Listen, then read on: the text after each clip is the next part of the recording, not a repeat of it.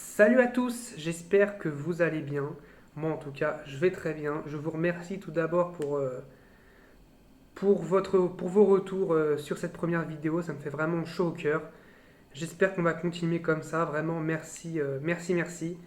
Donc pour cette vidéo, on va débriefer les premiers matchs qui a eu lieu à la TP Cup. Je voulais débriefer d'abord le premier tour, les phases de poule, mais il manque des matchs puisque cette nuit il n'y a pas eu de match il y a eu un cas de positif au Covid-19 détecté dans un hôtel. Malheureusement, voilà, donc ils ont confiné 500 à 600 joueurs et joueuses pour les tester. Et donc on espère qu'aucun de ceux-là vont être testés positifs, sinon ils les auront confinés 15 jours pour rien, on va dire. Mais Craig Tiley, le directeur de l'Open Australie, est confiant et dit que l'Open Australie, en tout cas, aura bien lieu le 8 février, donc on espère ça. Donc on va commencer tout d'abord pour débriefer donc, les matchs de la nuit de lundi à mardi.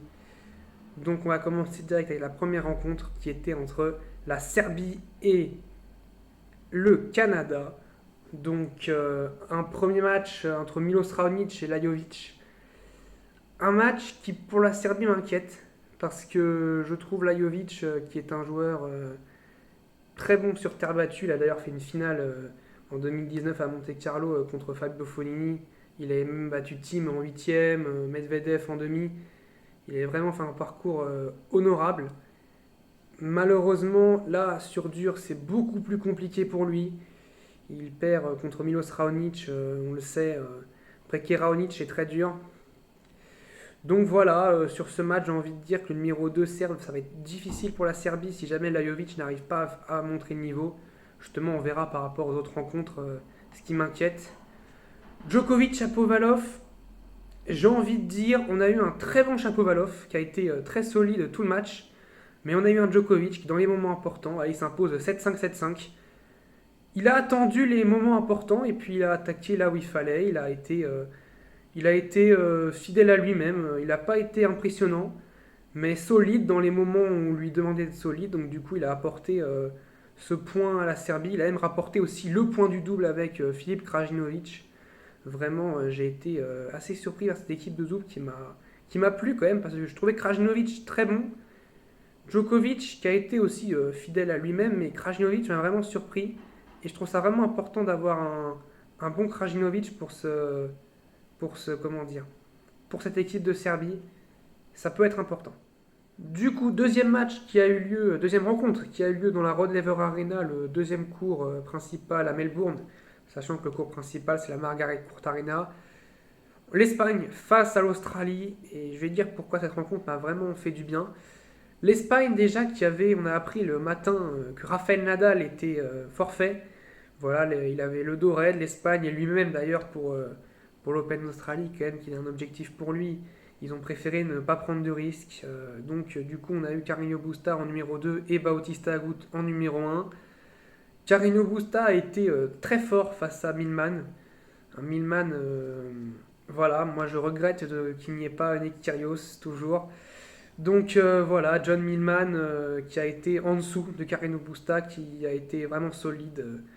Un peu d'ailleurs un jeu comme Bautista Agut, ils ont vraiment un jeu similaire, un peu, voilà, un jeu à la espagnol. Un jeu à l'espagnol. J'ai rien à dire sur ce match. Carreño Busta qui a été vraiment au-dessus de Millman, y a rien à dire. Et le deuxième match par contre, qui a été pour moi le plus beau match pour l'instant de ce que j'ai vu, le Bautista Agut de Minor. Alors est-ce que justement, c'est une question que je me pose, est-ce que c'est parce qu'il y a eu du public sur ce match et le public qui se levait dès que de Minor remportait un point, ça faisait vraiment plaisir de cette ferveur des supporters, voir tous ces Australiens se lever dès que leur chouchou remportait un point. Je trouvais ça beau. Franchement, je trouvais ça beau et ça manquait ces derniers temps. On avait eu un US Open l'année dernière vide, avec zéro public. On a eu un Roland Garros avec 1000 personnes. Là, il y avait vraiment de la ferveur. Et l'Open d'Australie, d'ailleurs, il devrait y avoir normalement 30 000 personnes. D'ailleurs, c'est ce que Greg Tiley avait mis comme jauge. Mais après, là, avec ce qui s'est passé, est-ce qu'on va baisser? On ne sait pas. Mais en tout cas, le 31 janvier, Craig Tiley va annoncer que la jauge serait de 30 000 spectateurs par jour. C'est absolument énorme. Vraiment, il n'y aurait jamais ça en Europe, c'est pas possible. Donc Bautista Agut de Minor, victoire de Bautista Agut en 3-7. Et c'est là que j'en reviens à ce que j'avais dit sur la première vidéo, que Bautista Agut est un numéro 2 très solide. Il a même réussi à remplacer Rafael Nadal, là c'est pour dire, il a même pris sa place en numéro 1. Vraiment, Bautista Agut, c'est un joueur hyper régulier. J'ai vraiment adoré voir ce match. Tactiquement, c'était beau entre Dominor Bautista Agut. On a eu des beaux points, on a eu des longs rallyes. Vraiment, le tennis que j'aime. Voilà, je suis déçu quand même parce que j'adore Dominor et j'aurais bien aimé voir Dominor s'imposer. Mais Roberto Bautista Agut a été le plus solide dans les points importants et donc il s'impose en 3-7, 4-6, 6-4, 6-4. Donc l'Espagne était déjà à 2-0 et ils ont remporté le double, ce qui leur donne la victoire. Donc voilà, on a eu la Serbie qui a remporté le premier match 2-1 et l'Espagne qui a remporté son match 3-0. On va passer maintenant sur les matchs de la John Cain Arena. Du coup, on est de retour pour les matchs sur la John Cain Arena. On a eu d'abord l'Autriche contre l'Italie et là j'ai été vraiment surpris. J'ai l'impression que les matchs ils ont été faits à l'envers. Denis Novak, le numéro 2 autrichien qui va battre Fabio Fognini. Denis Novak, tout de même centième mondial, qui bat Fognini, qui est 15 ou 16 de mémoire. C'est une surprise. Fognini qui était là sur le terrain, qui était présent, mais je ne sais pas où il a laissé son jeu de tennis. Il l'a peut-être laissé en Italie à ce moment-là. Il était transparent. On a eu un très bon Denis Novak. Il ne faut pas lui enlever ça tout de même. Il faut quand même lui dire bravo parce qu'il a fait un très bon match. Mais Fabio Fognini a été vraiment transparent. J'ai vraiment été surpris de voir ça. Et alors le deuxième match, Berrettini Team. Berrettini qui a été excellent. Un Berrettini qui est rentré dans le team, qui ne lui a pas laissé, le temps de réfléchir. Il a fait son jeu. Il a vraiment été très solide. Il s'impose 6-2, 6-4. Mais il y avait 4-0 dans le deuxième. Il aurait vraiment pu mettre à l'amende team. 6-2, 6-4, c'est quand même le mettre à l'amende. Et donc voilà, moi je voyais un team très fort sur cette ATP Cup. Et pourtant, comme l'année dernière, un petit peu, il est assez. Il est en mode diesel, le team. Il n'est pas rentré encore dans cette compétition. Est-ce qu'il va y rentrer d'ailleurs? Parce que maintenant, on verra tout à l'heure dans cette vidéo que c'est terminé pour l'Autriche. Et donc le double décisif, du coup, parce qu'il y avait un partout, qui a été remporté par Berrettini-Fognini contre Denis Novak et Dominic Thiem. Un Berrettini-Fognini une paire de doubles qui a bien fonctionné, 6-1, 6-4, ça a été solide et ça a surtout donné le point précieux de la victoire à l'Italie qui en avait besoin pour mener à ce moment-là 1-0 en termes de points dans la poule, sachant qu'il faut gagner 2 matchs. Si jamais on veut être surqualifié, il faut gagner ses 2 adversaires. Ou alors après, il y a des problèmes avec les goal average et tout. On verra ça. Donc, deuxième match entre la Russie et l'Argentine. Ça a été un massacre. J'ai trouvé la Russie, Roublev qui a écrasé Pella, 6-1, 6-2. Il lui a rien laissé. On a l'impression qu'il était sur le terrain, qu'il est venu. C'était son entraînement. Il a massacré Guido Pella qui a été totalement acculé de coups par Roublev. Roublev qui ne cesse de progresser. Voilà, il est 8e mondial à l'heure actuelle. Et franchement, c'est pour moi le meilleur numéro 2 qu'on ait. Il est impressionnant. Et puis Medvedev-Schwartzmann, un match plus compliqué pour Medvedev, 7-5-6-3, mais en face, il faut dire que c'est aussi plus compliqué, un bon Schwartzmann. Mais Medvedev a été fort aussi dans les moments importants. La fin du premier et puis le deuxième, il a un petit peu, c'était un peu plus simple, il a un petit peu déroulé. Pour la paire russe, je suis un peu plus inquiète pour le double. Le double qui, même si le match était déjà plié, ils n'ont pas joué le double avec Medvedev et Roublev. On verra donc si jamais dans les matchs où il y aura un partout, s'ils feront jouer Medvedev et Roublev. Mais j'ai été un peu dubitatif sur la paire de doubles russe. On verra si ça va pas leur coûter cher. Donc on va passer de ce pas sur la deuxième journée de la ATP Cup. Et la dernière, du coup, comme il n'y a pas eu de match cette nuit, c'est parti. Du coup, on se retrouve pour cette deuxième journée de la ATP Cup. Comme pour la journée de la veille, on va débriefer d'abord les matchs de la Rod Laver Arena puis de la John Cain Arena. Donc, Première rencontre qu'il y a eu sur la Rod Laver Arena, c'était l'Allemagne contre le Canada. Le Canada, en cas de défaite, qui serait éliminé parce qu'il n'aurait pas gagné un match, alors que la Serbie avait déjà un point, donc du coup ça aurait donné un point à l'Allemagne. Je trouve Raonic un match de tie-break, 7-6, 7-6, pour je trouve qui a été très bon, très solide. Voilà, dans les tie-breaks, il lui a mis 7-4 et 7-2. On sait que c'est très dur de breaker Raonic, alors il l'a patiemment attendu et il l'a eu sur les deux tie-breaks. Voilà, un match très solide de je trouve. Mais pour moi, le match le plus intéressant, c'était le deuxième entre Zverev et Shapovalov. Zverev qui s'impose, mais je vais quand même mettre des points d'interrogation sur Alexander Zverev. Il s'impose 6-7, pardon, 6-3, 7-6. Mais j'ai envie de dire qu'on retrouve le gros défaut de Zverev qui est de ne pas tuer les matchs. Je trouve qu'il ne tue pas les matchs et ça va lui coûter cher. Ça lui a coûté cher à la finale de l'US Open où il mène 2-7-0, où il sert pour le match et il perd contre Dominic Thiem. Ça lui a coûté cher à Cincinnati contre Andy Murray où il sert pour le match et il perd le match. Ça lui a coûté cher aussi à Bercy où il mène 1-7-0, il est dominant contre Medvedev et il perd le match. Voilà, il y a plein de scénarios comme ça. Il a 7 balles de break dans la troisième manche et il n'arrive pas à en convertir une. Et il va risquer de perdre ce match au tie-break même s'il s'impose. Il va quand même prendre le risque de perdre ce match au tie-break alors qu'il a l'occasion de tuer le match largement avant.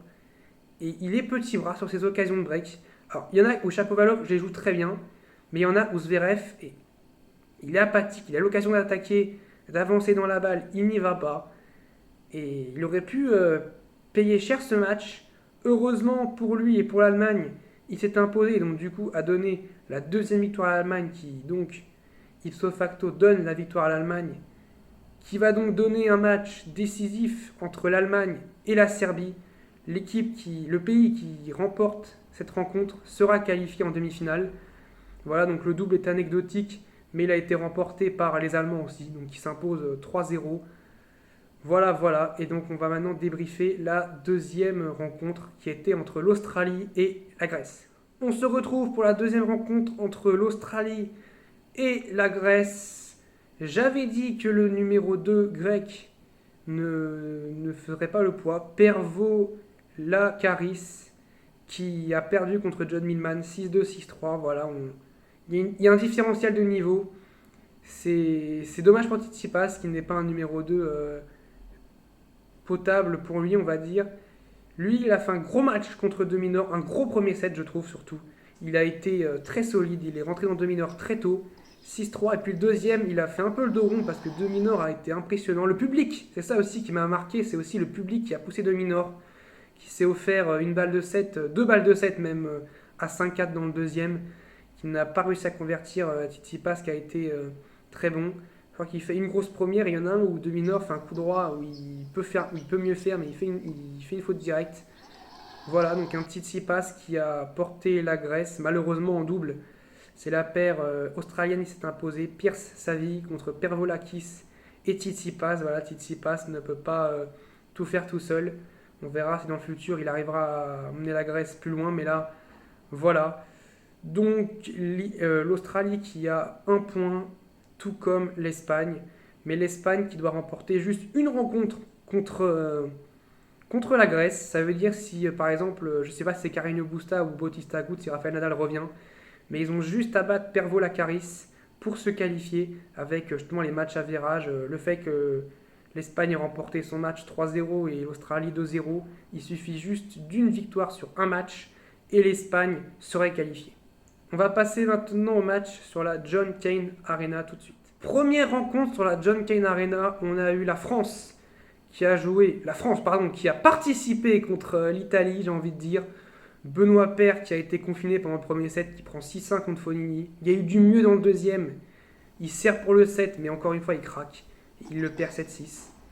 Je pense que le résumé de ce match est le deuxième jeu de service de Benoît Paire, où il fait 4 doubles fautes à la suite. J'ai jamais vu ça, honnêtement. Le jeu, c'était double faute, double faute, double faute, double faute. Voilà. Jeu Fognini qui n'a pas touché une seule balle du point. Une seule balle du jeu, pardon. Et qui s'impose sur ce jeu. C'est incroyable. Je n'ai jamais vu ça. Et puis mon fils Berrettini, c'est l'inverse. Mon fils qui commence bien, Berrettini qui fait beaucoup de fautes. 4-1 mon fils. Et il va perdre 6-4, 6-2. J'ai pas les mots. J'ai pas les mots pour décrire nos joueurs français. Alors, oui, le confinement qu'il y a eu en Australie les a affectés. Mais ça a été là. Il y a eu quand même la même chose pour tout le monde un petit peu. Donc, voilà, j'espère qu'on fera mieux à l'Open d'Australie. Mais en tout cas, voilà, ça qualifie l'Italie. Je l'avais dit dans mon pronostic que je voyais l'Italie aller en demi-finale. Voilà, donc je suis plutôt content d'avoir eu bon. Et au moins la paire Mahut-Roger Vasselin nous a quand même apporté un peu de baume au cœur, nous a apporté une petite victoire. De toute façon, les paires de double en France, on a toujours été très solide là-dessus. 6-3, 6-4 contre Bolelli et Vassassori. Voilà, l'Italie qui a joué quand même avec, on va dire, le double B, puisqu'ils avaient joué le match décisif contre l'Autriche avec Fognini et Berrettini. On va passer maintenant au deuxième match entre la Russie et le Japon. On se retrouve avec le débrief du coup de la dernière rencontre entre la Russie et le Japon. La Russie, encore une fois, impressionnante, qui a déroulé en simple. Roublev qui met 6-1, 6-3 à Nishioka, encore une fois très fort, comme la veille où il avait mis 6-1, 6-2 à Pella. Medvedev qui met 6-2, 6-4 à Nishikori. Ça a été plus long, le score est un peu sévère, mais Medvedev, clairement au-dessus de Nishikori. C'est franchement une équipe russe très solide. Au moins, le Japon a eu le mérite de remporter un match épique en double 12-10 au super tie-break, en sauvant même une balle de match. Ça a été un très beau super tie-break entre les deux équipes, entre Donskoy et Karatsev et McLaren et Nishioka. Voilà, encore une fois, je pose une question sur la paire de double. Est-ce que ce sera cette paire de double Donskoy et Karatsev quand il y aura un partout, si jamais d'ailleurs il y a un partout, ça se trouve Roublev et Medvedev vont remporter tout leur simple et se qualifier. Donc on verra bien déjà, est-ce que la TP Cup va se terminer. Je pense que la décision sera prise dans la journée, on verra bien. En tout cas, à l'heure actuelle, les matchs devraient avoir lieu cette nuit, donc dans la nuit de jeudi à vendredi. On en saura plus, voilà, sans plus attendre, on va arriver à la fin de la vidéo. Je tenais à dire aussi qu'il y a 20 ans aujourd'hui, jour pour jour, le 4 février 2001, Roger Federer, le jeune Roger Federer remportait son premier tournoi ATP. Pour vous dire un petit peu, aujourd'hui il en est à 103. Voilà, il en a remporté 102 de plus en 20 ans. Donc je tenais à le dire, voilà, j'avais vu cette information. Donc voilà, d'ailleurs Roger Federer qui a annoncé qu'il reviendra à Doha en mars, du 8 au 13 mars, le retour de Roger Federer après 13 mois d'absence. C'est depuis sa défaite contre Novak Djokovic en demi de l'Open Australie 2020 qu'on n'a pas revu le Suisse. On espère qu'il va revenir en forme, on verra bien. D'ici là, on aura le temps, d'ici le 8 au 13. On va se retrouver très vite quand les tableaux de l'Open Australie vont tomber. Normalement, c'est cette nuit qu'a lieu le tirage. Du coup, je vous dis salut à tous et portez-vous bien.